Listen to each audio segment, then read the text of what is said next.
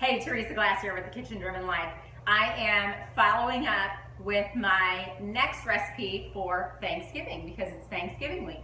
And I want you guys to have at least one unique recipe, if not all the recipes I'm making in this series, to really blow your family away if you're hosting Thanksgiving. Today's episode is stuffing.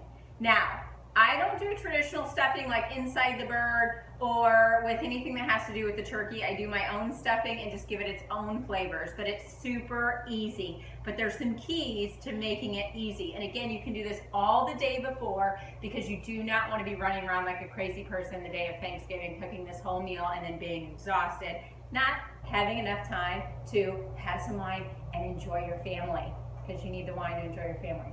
Maybe, I don't know, not in my house. But anyway, key tip today, stuffing needs dry bread.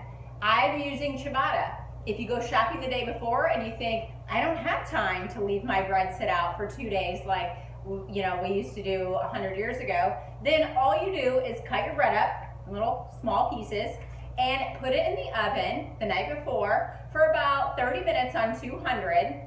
And then turn it off. Leave it in there overnight. Your bread will be perfect the next day. And then what I mix it with, this stuff is all done because I've been doing prep, so I'm not exhausted on Thanksgiving. Now, I have about 8 carrots that I diced up. I have a whole stalk of celery that I diced up, a whole onion diced up also. And then I just bought some cheap Italian sausage. You don't have to go anything fancy.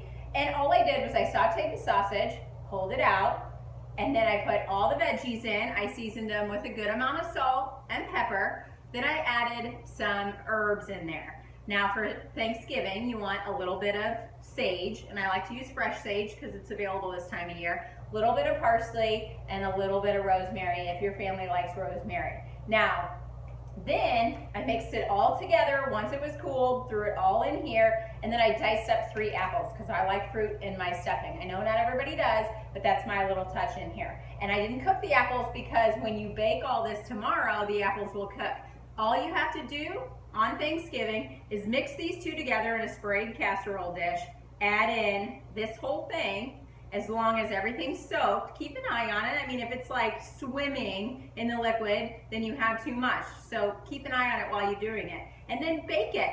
Usually it's one of the last things I do, 375, just until the bread, you can see everything on top starting to caramelize, and you have a award-winning stuffing. So if you like this video, share it, comment, and look forward to more Thanksgiving tips coming your way.